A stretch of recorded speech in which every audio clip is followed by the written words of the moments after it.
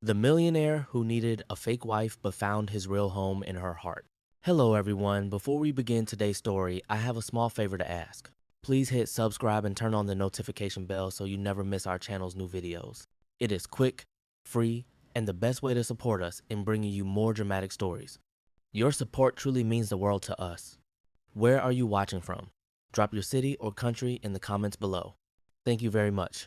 Now, let us return to our main character. It was a cold Thursday morning in Redwood Bay. The kind of morning when the sky looked pale and tired, as if it had carried too many secrets for far too long. Evan Ward stepped out of the modern glass building that housed the headquarters of Ward Holdings, a company his late father built from the ground up. The wind coming from the lake brushed against his face, sharp and cutting, but it was nothing compared to the storm that was unraveling inside him. Evan was a man known for discipline, steadiness, and quiet strength. At 36 years old, he had saved the company twice during economic downturns and was admired by the small town that depended on his family's businesses. But no amount of success could protect him from betrayal that came from within his own bloodline. Just 1 hour earlier, the board of directors informed him that his position as chairman and chief executive officer would be temporarily suspended. Someone had leaked manipulated financial reports suggesting his department had discrepancies. Someone had pushed rumors to the press that Evan was losing control of the company. Someone wanted him removed. And Evan knew exactly who that someone was. Marcus Ward, his father's younger brother. A man who had always wanted the throne but never earned it. Marcus had influence among the older board members, and with the help of a powerful media strategist, he found the perfect moment to strike. The company's stock had already shown small fluctuations during the past quarter. A single spark of doubt could set everything on fire. Marcus provided that spark, and Oliver Hale, the media executive hungry for recognition, spread the flames. The board had given Evan a cold, calculated ultimatum. Show stability, show a grounded personal life, show that you are a man the public can trust. One board member even added, a family image could help restore confidence immediately. A family image, a wife, stability. The three words echoed in Evan's mind like an empty hallway, repeating until they lost all meaning. He had never cared about building a public image. He lived quietly, far from scandals, and spent his evenings alone in his lake house, a place that held memories of both comfort and grief. His parents had died too soon. His past relationships had not survived the pressure of his responsibilities. And now, when everything he fought for was collapsing, the board wanted a picture-perfect life. A life he did not have. A life he never pursued. A life that could save everything if he pretended to have it. He walked toward the parking lot, his footsteps slow, heavy, and measured. Redwood Bay stretched out before him, peaceful and unaware of the war being waged behind polished office doors. A few people walked their dogs along the lakeside path. Others carried coffee cups as they headed to work. The world kept moving, even as Evan's own world began to tilt. He unlocked his truck but did not get in. Instead, he leaned against the door and stared at the distant water. He thought about the hundreds of employees who depended on Ward Holdings. He thought about the people who would lose their jobs if the company fell into Marcus's hands. He thought about his father and the promise he made at the funeral. I will protect everything you built. I will not let it fall. But how was he supposed to save anything when the board demanded something he did not have? He closed his eyes and exhaled slowly, trying to steady the weight pressing against his chest. If he wanted to clear his name, if he wanted to stop Marcus, if he wanted to save the company, he needed a solution.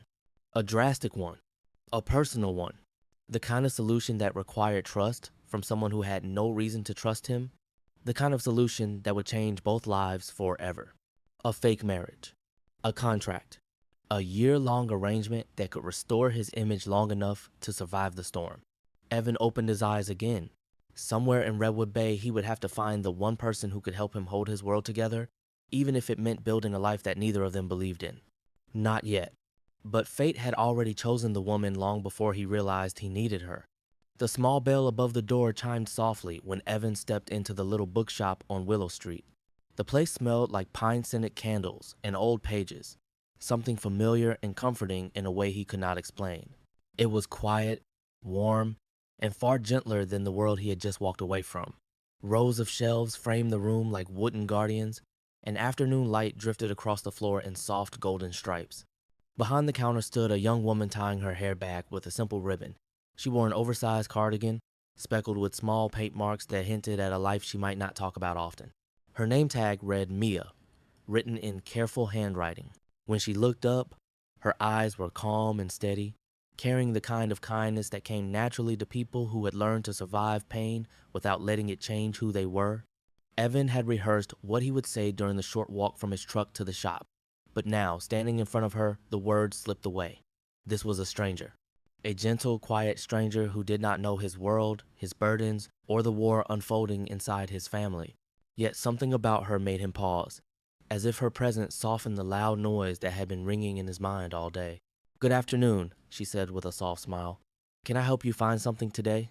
Her voice was warm, as if she spoke in the same tone she might use to calm a frightened child.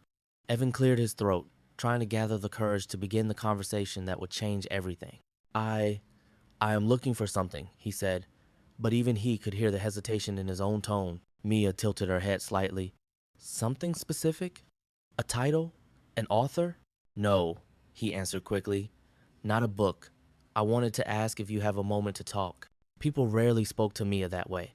Customers usually asked about novels, recommendations, or local writers. They did not ask for conversations. But something in Evan's gaze told her this was not ordinary. There was a heaviness in his shoulders, the kind that only appeared on people who had been carrying too much for too long.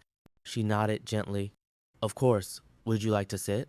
They moved to a small reading corner near the window. 2 chairs, a round wooden table, a small pot of daisies. Outside, autumn leaves drifted across the sidewalk. It felt like the kind of place where people told the truth without meaning to. Evan took a breath. "Mia, I know this will sound strange," he began, "but I am in a difficult situation, and I need help." Her expression softened. What kind of help? He looked down at his hands for a moment. He had built companies, negotiated contracts worth millions of dollars, and faced boardrooms filled with critics. But nothing compared to the vulnerability of what he was about to ask. "I need a wife," he said quietly. Mia blinked, startled but not offended. "I am sorry, what?" "Not a real marriage," he said quickly. "A contract. 1 year. Legal, but without emotional obligations. It would help stabilize my position at Ward Holdings until the board investigation is completed." She stared at him, trying to understand whether he was joking, delusional, or simply desperate. But his eyes were steady, honest, exhausted.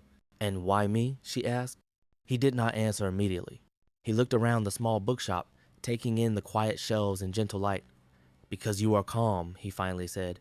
"Because you look like someone who is not chasing power or attention. Because you seem genuine. I need someone the public can believe in, and I need someone who will not use me." Mia lowered her gaze. She had spent years trying to rebuild her life after losing her brother. She had given up her art. She had kept her world small and safe. A contract marriage was the last thing she ever imagined. "What would I gain?" she asked softly. "I will pay you well," Evan answered. "Enough for you to reopen your art studio. Enough for you to start again." Mia's breath trembled slightly.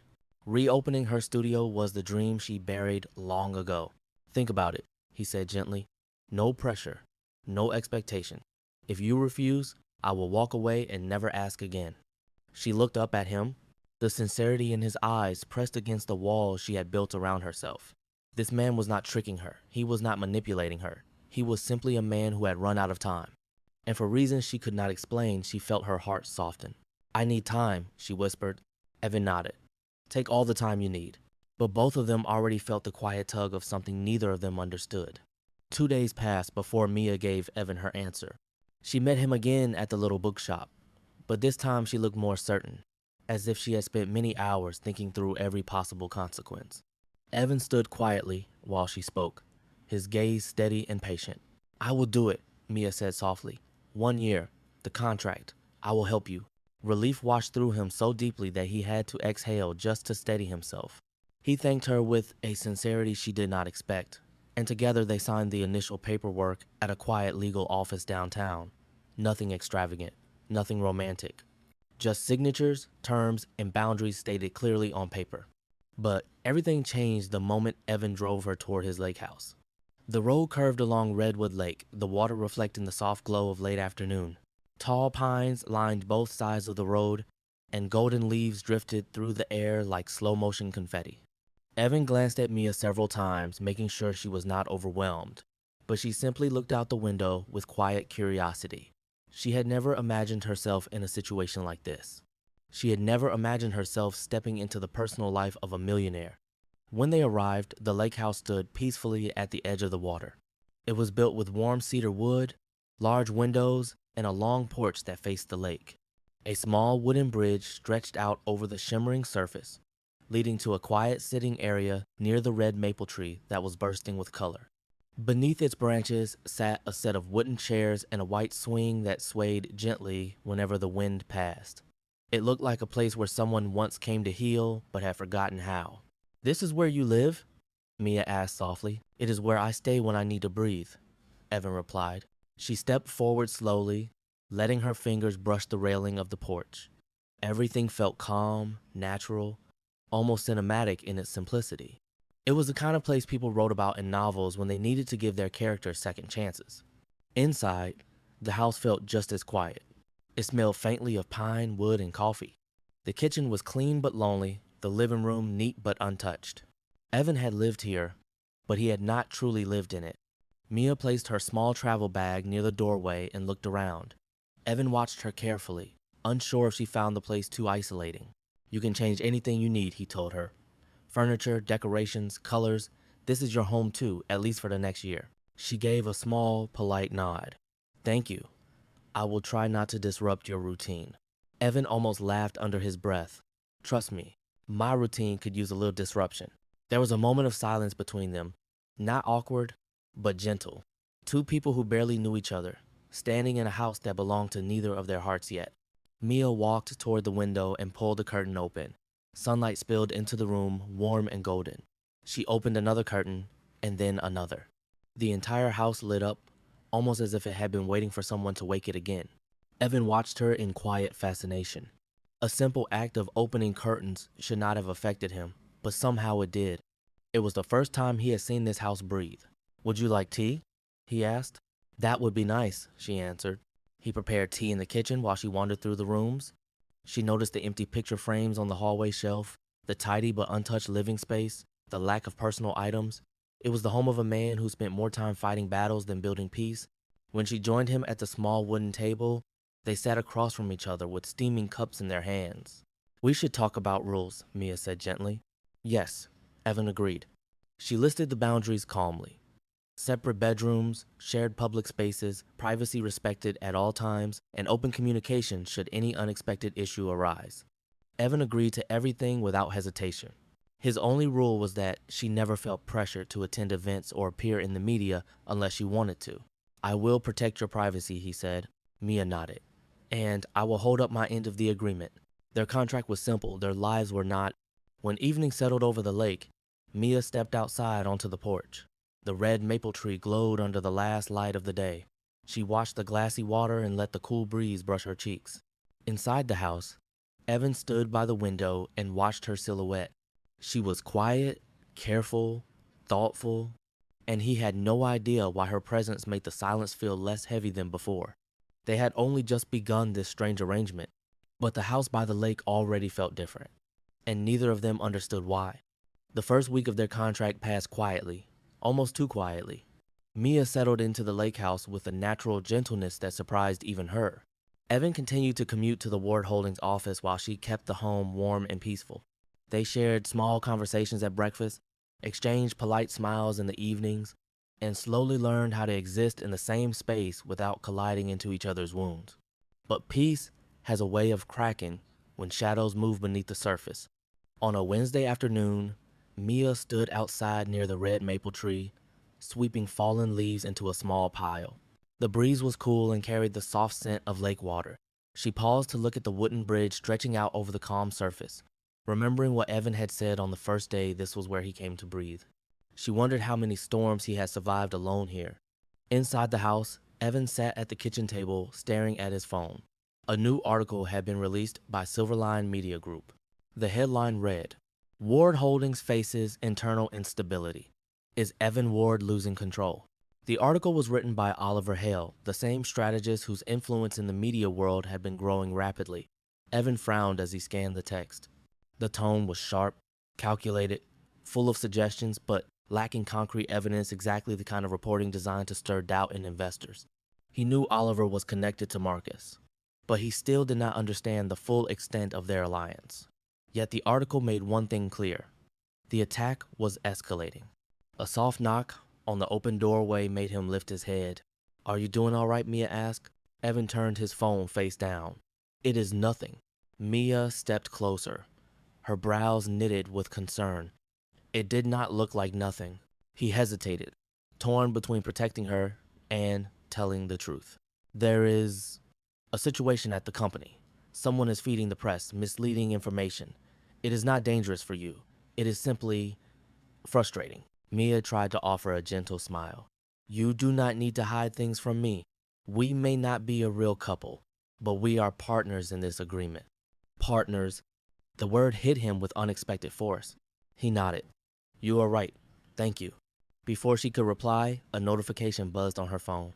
She glanced down, and the color drained from her face. Her fingers trembled slightly as she read the message. Evan noticed immediately. "What is it?" he asked softly. Mia swallowed. "The name on the article. Oliver Hale. I know him." Evan straightened. "How do you know him?" She looked away, her voice barely above a whisper. He used to be part of my life. A long time ago." She did not offer details, and Evan did not push. But a quiet ripple of understanding moved through him. Someone from her past was involved in the very storm, threatening his future. That night, Mia could not sleep. She walked onto the porch and sat on the white swing beneath the red maple tree. The moonlight laid a silver glow across the lake. She wrapped her cardigan around herself, thinking of the years she had spent trying to escape memories tied to Oliver. She thought she had rebuilt a new life, one free from manipulation and guilt. But past shadows have a way of finding their way back. Inside, Evan noticed the empty hallway and saw her silhouette outside. He stepped out quietly and approached her. "Could not sleep?" he asked. She shook her head. "Too many old memories. Is it about Oliver?" Mia did not answer directly. "He was not a good chapter in my life, but I never imagined he would appear again, and definitely not like this." Evan sat on the porch railing near her. "Mia, listen to me. Whatever connection he has to you, I will not let him harm you, and I will not let him use you to get to me." She looked at him then, and for the first time, she saw something more than strength in his eyes. She saw promise, protection. Not the kind that demanded anything in return, but the kind that came from a place of quiet integrity. "I do not want to be the reason your company suffers," Mia whispered. Evan shook his head. "You are not. The people behind this have been waiting for their moment. You simply arrived in the middle of it." The wind rustled through the red maple leaves above them. They sat in silence for a long moment, the kind of silence that reveals more than words ever could. Evan finally stood. "Come inside. It is getting cold." She rose and followed him. But as she reached the door, she glanced back at the bridge, glowing softly under the moonlight. For the first time, she wondered if this peaceful home was strong enough to withstand the storm looming over both their lives. And deep inside, she feared that Oliver's return was only the beginning. The next few days moved slowly, as if the lake itself was holding its breath. Evan tried to act as if everything was normal, but the tension from the Silverline article followed him like a shadow. He attended meetings, addressed minor issues within the company, and tried to steady the board's concerns. But the rumor had already begun to spread, and investors were starting to ask questions. Meanwhile, Mia tried to focus on simple tasks around the house. She arranged fresh flowers on the wooden table outdoors. She reorganized the bookshelves in the living room. She swept the porch beneath the red maple tree every afternoon. But no matter how many tasks she completed, she felt the weight of Oliver's name pressing against her chest. On Friday evening, heavy clouds gathered over Redwood Bay. The sky darkened earlier than usual, and a low rumble of thunder echoed in the distance. Evan returned home just as the first drops of rain began to fall. "You are back early," Mia said, stepping away from the window. "The board meeting was shorter today," Evan replied. "The weather was getting worse, so I decided not to stay late." She nodded and handed him a warm towel. His jacket was damp, and his hair was speckled with raindrops. What she did not know was that he had also left early because he could not focus. Every time someone mentioned the new media reports, he kept thinking of the fear in her eyes when she said Oliver's name. The storm grew louder.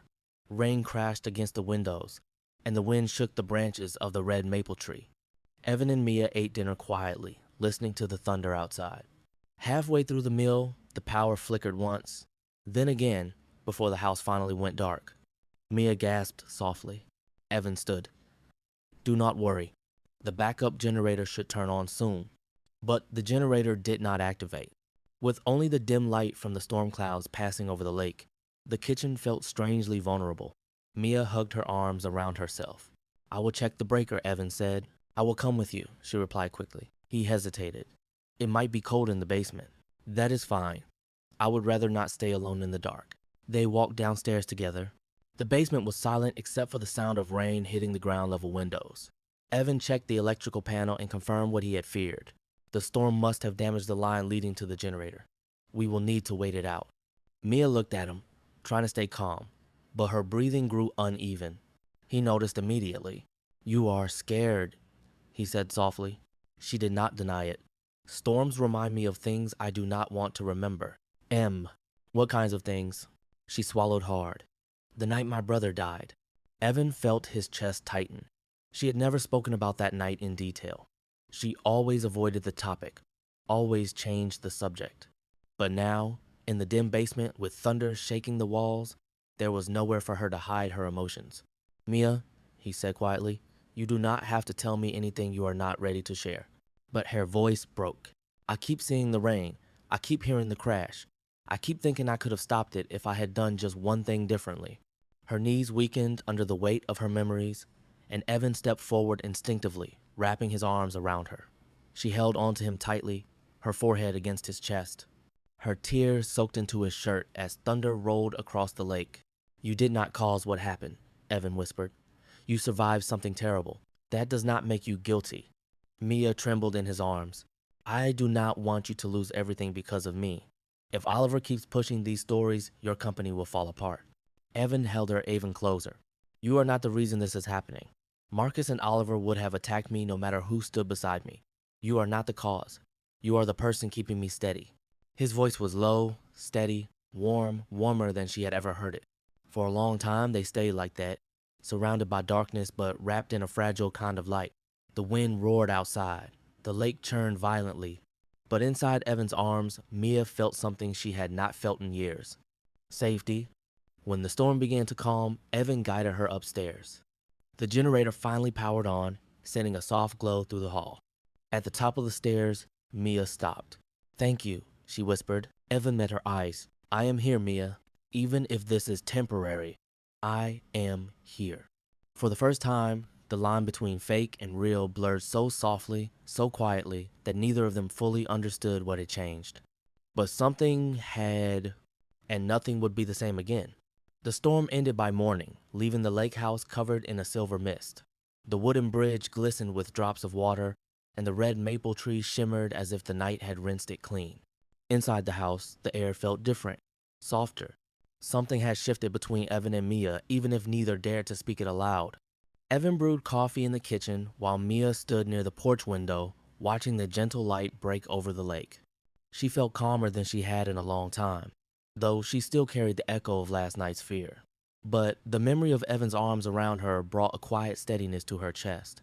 Their fragile peace lasted only a few hours. At 10 o'clock sharp, Evan's phone buzzed with an urgent call from Ward Holdings. His assistant sounded frantic, her voice almost trembling. "Sir, you need to see the news. Something new just came out." Evan's face hardened. He opened the television in the living room. Silverline Media Group had released another report, more aggressive, more damaging, and devastatingly timed. Anonymous source claims Evan Ward entered sudden marriage to distract from internal investigation. And below the headline was a photograph. A photograph of him and Mia, taken secretly near the Ward Holdings parking lot. It was cropped in a way that made them look like a couple hiding something. Mia pressed a hand to her mouth. How did they even get that picture? "Someone leaked it," Evan said, his jaw tightening. "Someone inside the company." And they both knew who that someone was? Marcus. The report spread across every financial news channel within minutes. Commentators speculated about the timing of Evan's marriage. They questioned whether he was trying to manipulate investor confidence. Some demanded a deeper investigation. But the worst blow came when Silverline aired a panel discussion in which Oliver Hale himself spoke. "People in Redwood Bay know that Evan Ward is under pressure," Oliver said calmly on screen. "A sudden marriage right in the middle of an audit? It raises questions. Important questions. End of 4. His tone was measured, but the implication was cruel. Evan muted the television and sat heavily on the sofa. His breath came slow and controlled, the way a man breathes when he is trying not to explode. Mia stood frozen, her heart pounding in her ears. "Evan, I am so sorry," she whispered. "This is not your fault," he said immediately. But Mia shook her head, tears threatening to rise. "It is happening because of the contract. Because I agreed to this. Because someone from my past is now attacking you. I never wanted this for you." He looked at her, truly looked at her, and saw the fear, the guilt, and the exhaustion that she had been hiding behind quiet smiles. Before he could speak, his phone buzzed again. It was a message from the chairman of the board. "Emergency meeting. Effective immediately." Evan rose from the sofa. Mia stepped forward, gripping his sleeve. "Do you want me to go with you?" He shook his head gently. "No, you stay here. It will be rough. I do not want you to see what they might say." She nodded, but worry clouded her eyes. The drive back to Redwood Bay headquarters felt longer than usual. When Evan stepped into the boardroom, the atmosphere was ice cold. Marcus sat at the far end of the table, pretending to look concerned, but the hint of satisfaction in his eyes betrayed him. The chairman cleared his throat. "Evan, the board has decided that until the public narrative stabilizes, we must suspend your authority, temporarily." Evan remained calm. "You are basing this on rumors." "On rumors that the public believes," another board member replied. "We have to protect the company." Marcus added, "It is only temporary. Someone must guide the company through this difficult moment." Everyone knew who he meant.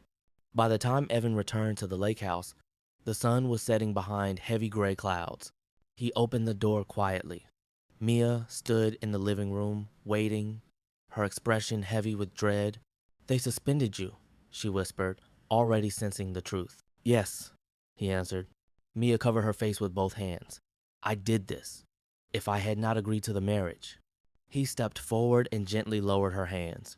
"No, Marcus and Oliver did this. They would have found another angle even if you never met me. This is not on you, Mia." But the weight of it was too much for her. She backed away, her voice breaking. "I cannot stay here. I cannot be the reason you lose everything." "Mia, I am sorry, Evan." She grabbed her small bag, opened the door, and stepped into the dusk without looking back. Evan followed her outside, but she was already walking across the wooden bridge, the red maple leaves swirling around her. He stood there helplessly, watching her leave the home that had begun to feel alive again. The wind chilled his face. The silence cut deeper than the suspension. He had lost his position, but losing her hurt more than he expected. The contract had not meant to create real feelings, but something real had already taken root, and now was gone. The hours after Mia walked away felt heavier than any suspension, accusation, or headline Evan had faced. The lake house, once warmed by her presence, now felt painfully silent. He moved through each room slowly, almost expecting to hear her footsteps or see her sitting beneath the red maple tree with a book in her hands. But every window he opened revealed nothing except the empty wooden bridge and the quiet lake reflecting a fading sky. He stayed in that house for 3 days. He woke each morning hoping the sound of the front door would break the silence. He brewed coffee for 2 out of habit. He glanced at the white swing beneath the maple tree each evening, searching for the small shape of her leaning back, watching the sunset. But the chair stayed empty. The porch stayed still, and the house felt hollow. On the 4th morning, Evan could not take the silence anymore. He packed a small bag and drove back to Redwood Bay to stay in his old room above the garage at the family estate. A place without memories of Mia. A place where the emptiness would hurt less. But fate had other plans waiting for him there. While cleaning the drawer beside his old bed, he found a small box covered in dust. Inside it lay a worn silver necklace. The back of the pendant was scratched, but still readable. One name was engraved there. A name that made his breath stop. Mia. The room spun for a moment as fragments of a memory, foggy, buried, half forgotten, rushed back to him. A storm, a broken guardrail, a car crash near the cliffs just outside town.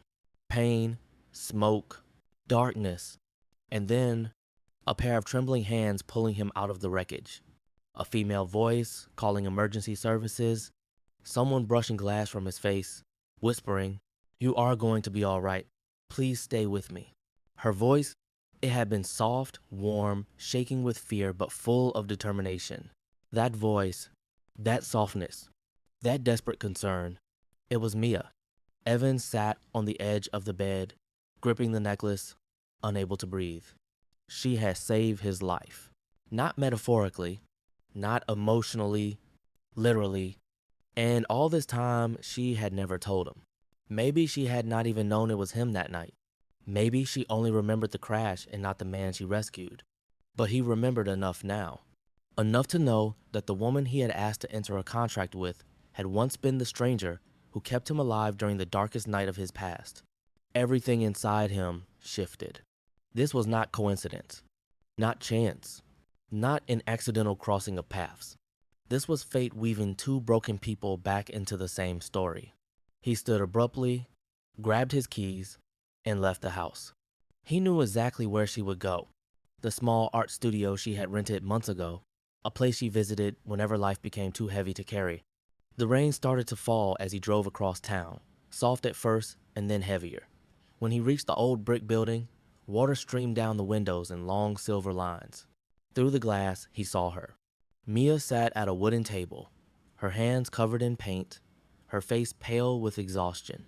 She looked like she had been trying to lose herself in her work brushstrokes, scattered across a canvas, colors blending into shapes that spoke of fear, longing, and heartbreak. Evan stepped inside quietly. She froze when she saw him. "You should not be here," she whispered. "I had to find you," he said. Mia took a step back, but her voice trembled. "You lost your position because of me.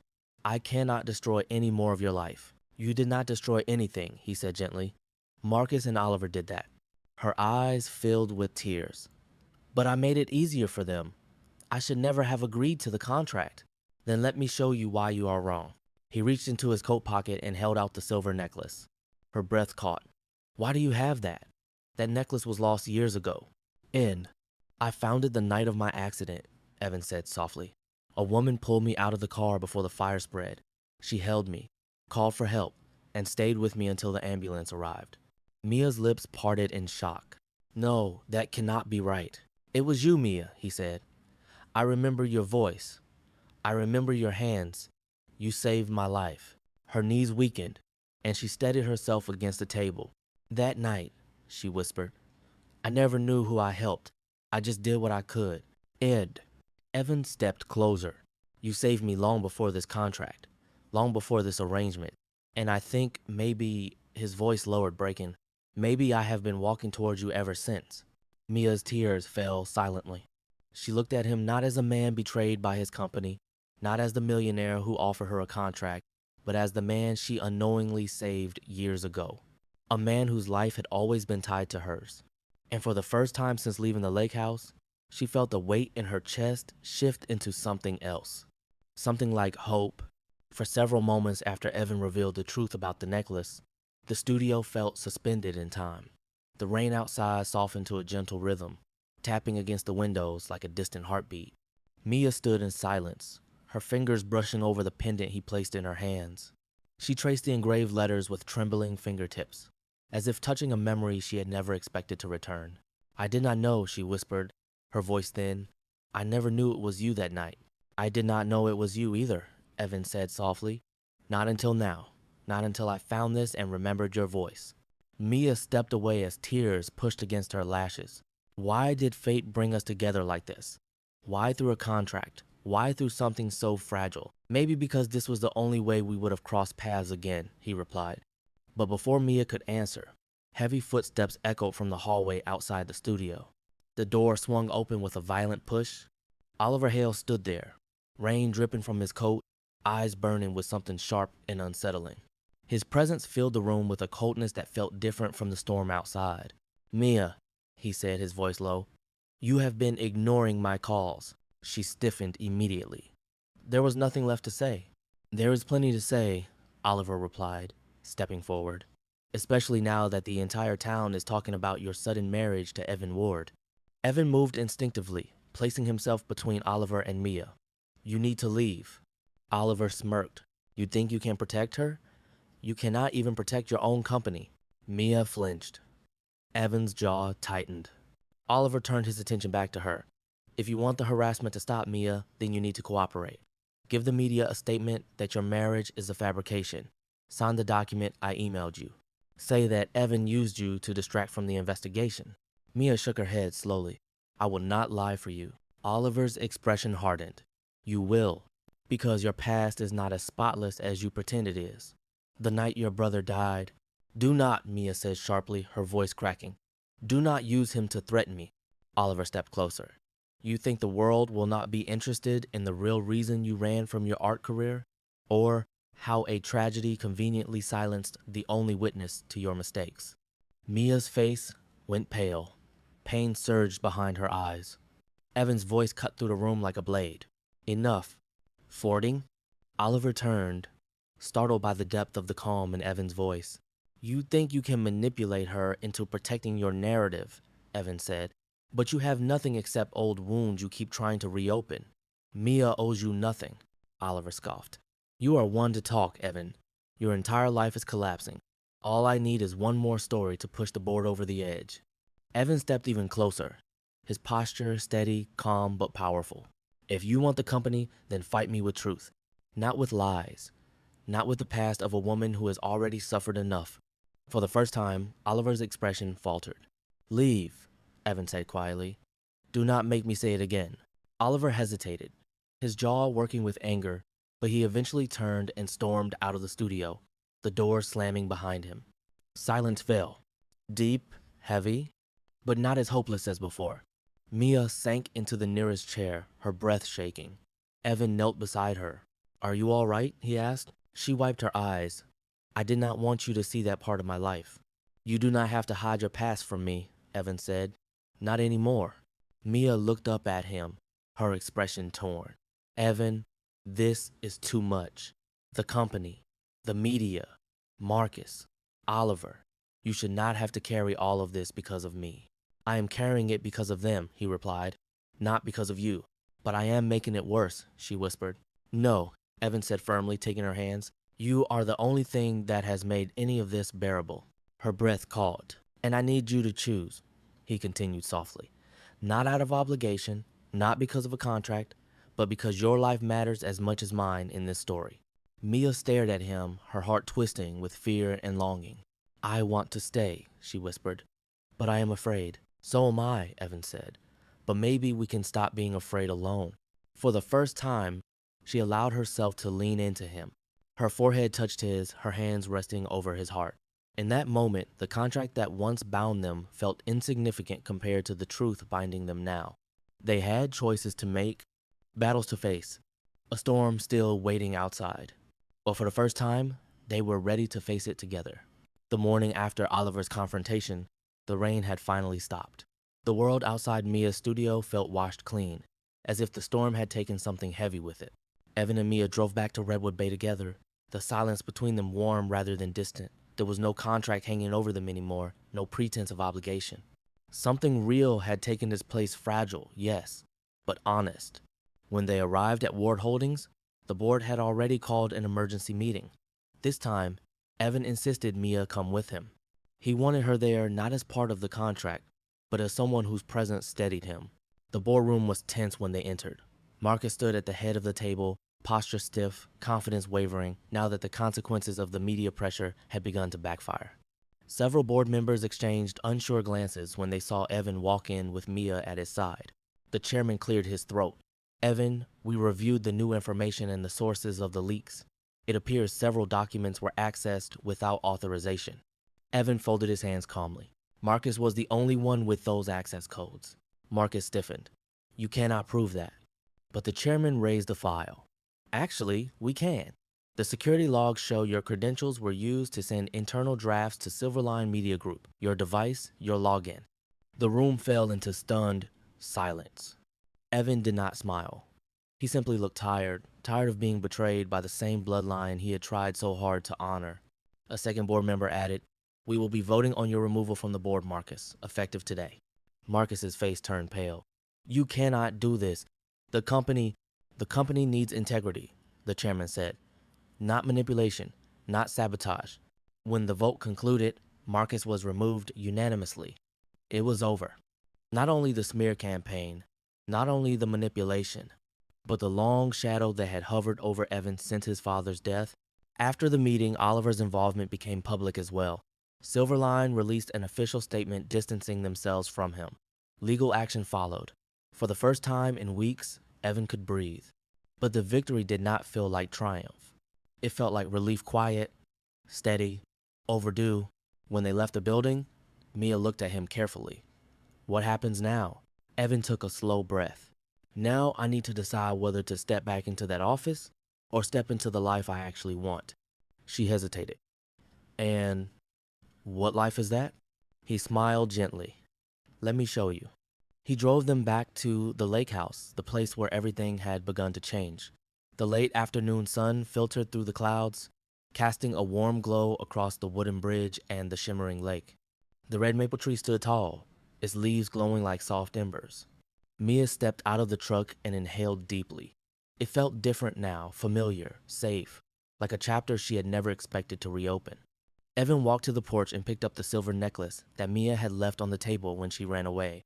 He held it in his palm, the engraved letters glowing softly in the light. "I kept this," he said, "not because of the contract, not because of the story, but because it reminded me of something I could not name until now." He stepped closer. "This house was just a place before you came. Quiet, lonely, cold. The rooms were neat, but empty. The lake was calm, but silent. I lived here, but I never felt alive here." Mia's eyes softened. She felt her heartbeat echo in her chest. "And then you walked in," Evan continued, "and suddenly the curtains opened. The rooms felt warm. The air felt lighter. I started looking forward to coming home." He gently placed the necklace into her hands. "You saved my life once," he said softly. "You kept me alive during a storm years ago. But these last few weeks, you saved me again. You reminded me what living feels like." Her breath trembled. "Evan." He stepped back only enough to look at her fully. "There is no contract now, no obligation, no expectation. I just want to know if you will stay.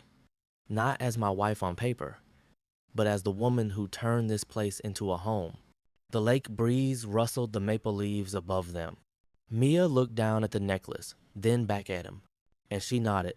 Not quickly, not dramatically, but gently, as if her heart had been waiting to speak this truth.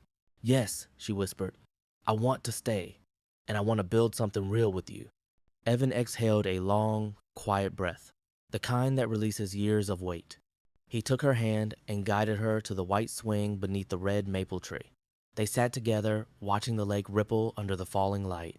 The world around them was peaceful, almost sacred. For the first time, the lake house did not feel like a place of retreat.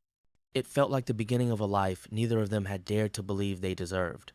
A home, a healing, a love that had started as pretend, but had become the truest thing either of them had ever known.